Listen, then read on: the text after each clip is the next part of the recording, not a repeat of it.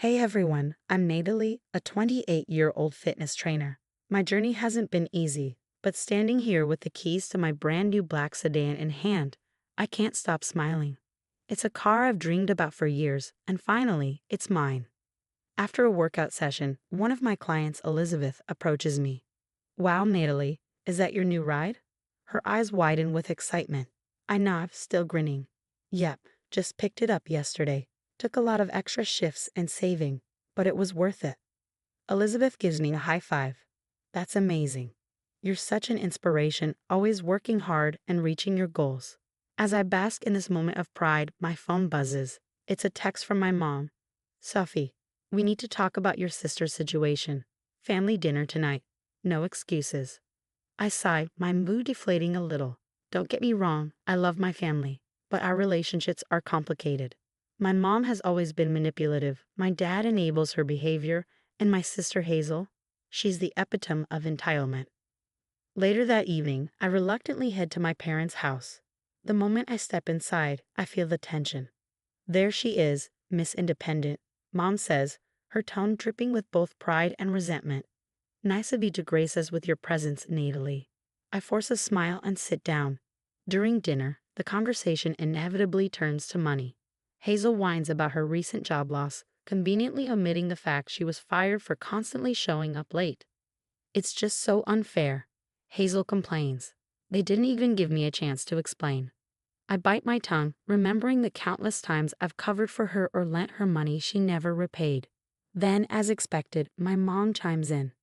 Well, maybe your sister can help you out, Natalie. You're doing so well with your training business. Surely you can spare some cash. I take a deep breath. I'm sorry, but no. I've worked hard for what I have, and I need to prioritize my own financial stability. The table falls silent. My dad clears his throat uncomfortably while Mom's eyes narrow. That's very selfish of you, Natalie. Family should always come first. I stand my ground. It's not selfish to have boundaries, Mom. I love you all, but I can't keep bailing everyone out. You need to learn to manage your own finances. A few weeks later, I'm at the gym, finishing up with a client when my phone starts buzzing nonstop. It's Hazel. I ignore it at first, but after the fifth call, I finally pick up. What is it, Hazel? I ask, trying to keep the irritation out of my voice. I lost my job, she wails. They fired me for no reason. I take a deep breath. I'm sorry to hear that. What happened? Oh, typical corporate BS. They said I was unreliable or whatever. Can you believe it? Anyway, I need to borrow your car for job hunting. I almost dropped my phone. Wait, what? No, Hazel. I need my car for work. How would I get to my clients? She scoffs. Come on, Natalie. You can take an Uber or something. This is important. I'm sorry, but no, my car isn't up for borrowing. I need it. The line goes dead. I know this isn't over. Sure enough, later that week, I get a text from Mom. Family dinner tonight. No excuses. As soon as I walk into my parents' house, I feel the tension thick in the air. Mom's eyes are narrowed, Dad looks uncomfortable, and Hazel is smirking. Sit down, Natalie, Mom says, her voice cold. We need to talk about your selfishness. I blink, confused. Excuse me? Dad clears his throat. Your sister needs help, kiddo. We think you should let her use your car. I can't believe what I'm hearing. Are you serious? I already told Hazel no. I need my car for work. Mom slams her hand on the table. Don't you care about your family at all? Hazel needs this. And what about what I need? I shoot back. I worked hard for that car. It's mine. Hazel pipes up, her voice dripping with mockery. You're just showing off. You don't really need it. You're so selfish, Natalie. I stand up, my chair scraping loudly against the floor. I'm not being selfish. I'm setting boundaries. I love you all, but I won't let you take advantage of me. What happens next feels like slow motion. Dad stands up, his face red with anger. Before I can react, his hand connects with my cheek in a sharp slap. The room falls silent. I touch my stinging cheek, shocked and numb. In the days that follow, my phone floods with messages from extended family and even some friends. Mom and Hazel have clearly been busy spreading their version of events. How could you abandon your family like that, Natalie? I thought you were better than this. Your poor sister needs help and you're being so selfish. I ignore most of them. I can't help feeling hurt and betrayed. How did standing up for myself make me the bad guy? My phone rings. It's my cousin Rayan, someone I've always been close to. Hey Natalie, I heard what happened. Are you okay? I take a shaky breath. Not really, Rayan. I can't believe they're turning everyone against me. He sighs. I'm sorry you're going through this. For what it's worth, I think you're doing the right thing. Don't let them manipulate you. His words offer some comfort, but I know I need more help. I start seeing a therapist, Dr. Martinez, and begin weekly sessions. It's hard at first, but slowly I begin to see things more clearly. One afternoon, as I leave therapy, my phone buzzes. It's a call from my bank. Miss Natalie, we've noticed some unusual activity on your account. There have been attempts to open new credit cards in your name. My heart sinks. I freeze, remembering all the times my parents had access to my personal information. Oh no, I whisper. I hire a private investigator named Mike to look into it. A week later, he confirms my worst fears.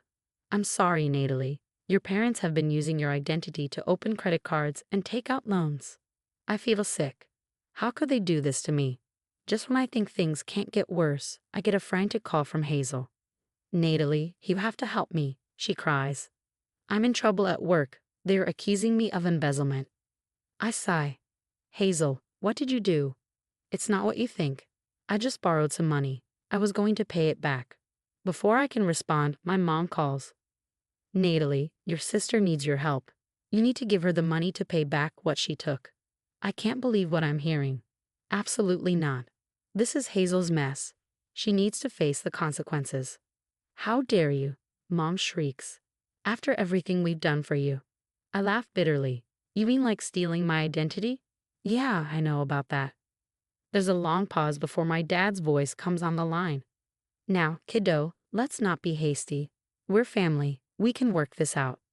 No, I say firmly, we can't. If you don't leave me alone, I'll go to the police with everything I know. Mom's voice turns sickly sweet. Natalie, sweetie, think about what you're saying. You wouldn't want to tear this family apart, would you?